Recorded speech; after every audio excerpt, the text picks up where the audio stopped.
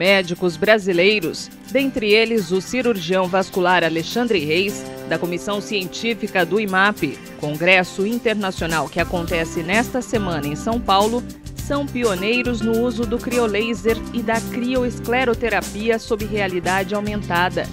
A união dessas três tecnologias é levada a toda a comunidade médica internacional. O cirurgião vascular Alexandre Reis, um dos especialistas de Santos que participa do congresso, começa explicando que temos três tipos de circulação. A circulação arterial, a circulação venosa e a circulação linfática. Então isso é importantíssimo, porque cada uma tem um tipo de doença, cada uma implica em um tipo de dor, um tipo de patologia, uma complicação diferente. Então, para resumir, e a gente não perder muito tempo, a circulação arterial é o sangue que sai do nosso coração, ele é bombeado pelo coração e vai para todo o nosso corpo, desde o cérebro, a unha do dedinho do pé, o olho, o rim, o fígado, tudo. Ele recebe o sangue das artérias. É um sangue que vai sob pressão, por isso que as pessoas que têm hipertensão, a doença é a hipertensão arterial, então é o sangue que vai. Nós temos o sangue da circulação venosa, é o sangue que volta. Então eu sempre faço essa brincadeirinha porque é fácil, é V de veia, V de volta. Então o sangue vai pela artéria, volta pela veia. É um sangue sem pressão, ele meio que escorre só. Então a gente foi criado, né, por alguém muito especial que fez uma série de mecanismos que, apesar de a perna, por exemplo, estar lá embaixo, de algum jeito esse sangue consegue chegar de volta até o nosso coração, passar pelo rim, ser filtrado, passar pelo pulmão, ser oxigenado e começar tudo de novo. E existe a circulação linfática. Linfática é um capítulo à parte, é bem mais delicado, mas é como se fosse a água do sangue.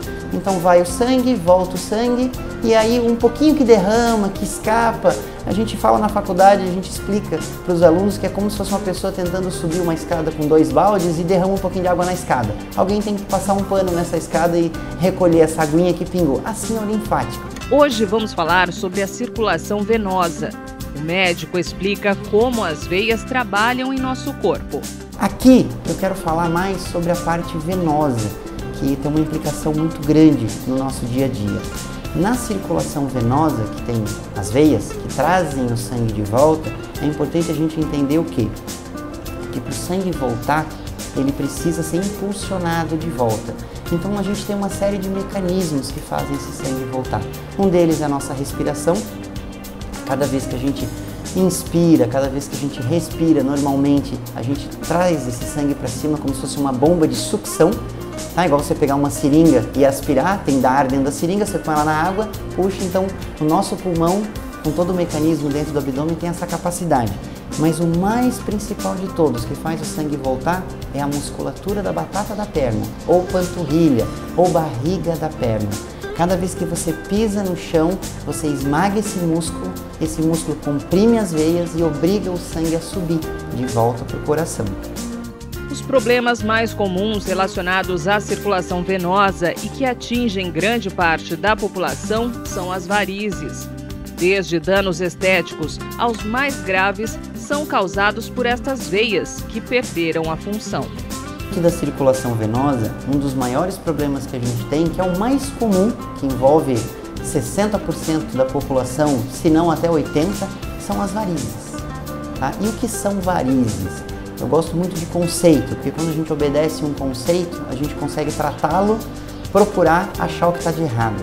Então, varizes são veias tortuosas, dilatadas, que perderam a sua função permanentemente. Tá? Por quê? Por uma alteração na sua parede ou nas suas válvulas. Ponto. Assim é o conceito que está no nosso livro de medicina. E por que isso é importante? Eu falei que veias levam o sangue de volta para o coração. Então o sangue volta para o coração pela veia. Se essa veia perdeu a função, o sangue não volta mais. Então ele vai até a perna pela artéria, deveria voltar pela veia normal, mas se ela adoeceu e virou uma variz, ele consegue voltar para a perna, ele faz um refluxo que a gente chama. Então ele, em vez de voltar para o coração, ele fica meio que estagnado, parado na perna. E aí uma série de coisas começam a acontecer. Uma delas é esse sangue parar e formar uma trombose. O assunto é tema do congresso em São Paulo, do qual o Dr. Alexandre Reis faz parte da comissão científica. Seja por questões estéticas ou complicações de saúde, o importante é procurar ajuda médica para tratar as varizes. Veias dilatadas, que são as varizes, é muito fácil. A maioria das pessoas sabe o que é uma varize. Ela vê uma veia dilatada na perna, tortuosa, saltada, e ela vê que aquilo são varizes. Eu gosto muito de falar uma coisa sobre as famosas varizes internas, que a pessoa acha que quando ela não vê varizes na perna externamente, então tudo que ela tem é interno. Quando a gente fala de varizes internas, nós estamos falando do sistema circulatório profundo, do sistema venoso profundo. 80 a 90% do sangue retornam por lá por dentro da nossa perna, onde a gente não consegue enxergar, não consegue chegar. Só aparelhos veem essa circulação. O resto é superficial. 10 a 20% do sangue retorna pelas veias superficiais. Quando essas adoecem, são as varizes. Se elas estão um pouquinho abaixo da pele, ou a pessoa é um pouquinho mais gordinha, que não dá para ver, então a pessoa acha que é uma varize interna. Não é, ela continua sendo externa, só que não aos olhos, mas ela é considerada uma doença do sistema venoso superficial. As varizes causam uma série de sintomas nas pessoas, dor, peso, cansaço, inchaço, às vezes queimação e principalmente um incômodo estético, porque a variz deixa uma perna feia, ninguém quer ter isso. Dentro dessas varizes e da perna feia, a próxima pergunta é: o que causa essas varizes? Eu sempre falo, a maior causa de varizes, desse adoecimento das veias para elas se transformarem em varizes, é genética.